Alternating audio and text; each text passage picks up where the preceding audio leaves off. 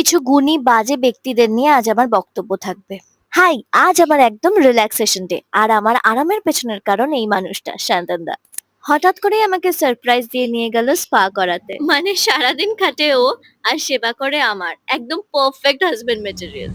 এই যে এই যে কেমন লাগছে স্পা করে? হালকা? হ্যাঁ, তোমার কেমন লাগছে? তো তোমাকে দেখেই মজা সরে আসুক কারিয়া। Thank you.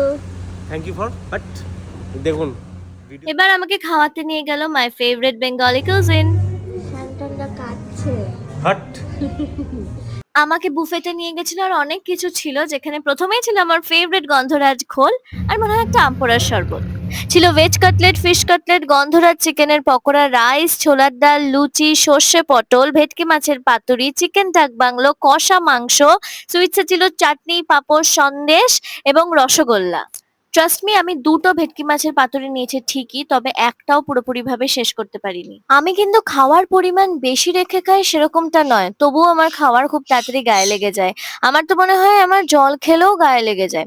আচ্ছা, এবার সত্যি কথা বলো তো, কার কার লোভ লাগলো? আমার কিন্তু এই ভিডিওটা করতে করতেই লেগেছে। ব্যাস, এবার তার মধ্যে শুরু হয়ে গেছে ঝড় বৃষ্টি। মিষ্টির মধ্যে রসগোল্লায় বেশি লোভ ছিল, কিন্তু রসগোল্লাটা শক্ত ছিল। প্রথমেই বললাম না, কিছু গুণী বাজে ব্যক্তিদের নিয়ে কথা বলবো। আরে বলবো বলবো, তার জন্য শুনতে হলে দেখতে থাকো।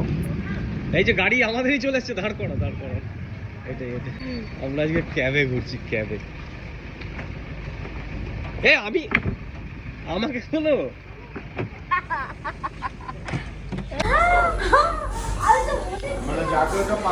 আমার ট্র্যাম্পোলিন পার্ক ফেভারিট, আর সেটাই একটা সারপ্রাইজ দেওয়ার জন্য ইভিনিং এ আমাকে শান্তনদা ট্র্যাম্পোলিন পার্কে নিয়ে গেল। প্রথমেই সক্স পরে নিলাম ওদের দেওয়া, অ্যান্ড দেন শুরু হলো আমার লাফালাফি ঝাপাঝাপি। আমি শান্তনদাকেও ভীষণ টর্চার করেছি, আর তোমরা এখানে সবাই দেখতে পারবে। ধাম পড়লো। চলো এবার আসি আসল কথায়। শান্তনদা তো কোনো বন্ধু বান্ধব রাখে না, তবে ওর আগের যে টিম ছিল তাদেরকে বন্ধু বললে বন্ধুদেরকে অসম্মান করা হবে। তারা নারীদেরকে কিছুতেই সম্মান করতে জানে না। তারা হঠাৎ করে উড়ে এসে কোথায় জুড়ে বসে আমি সত্যিই জানি না। মিথ্যে কথা ছড়িয়ে বেড়ায় শান্তনদা তাদেরকে তার রিসেপশনের কার্ড দিয়ে ইনভাইট করেছে, এদিকে আমার শুধু এনগেজমেন্টেরই কার্ড বানানো হয়েছে, বিয়ের রিসেপশন কিচ্ছু বানানো হয়নি। তারা শুনেছে এবার বড় ডিজে ফিজে।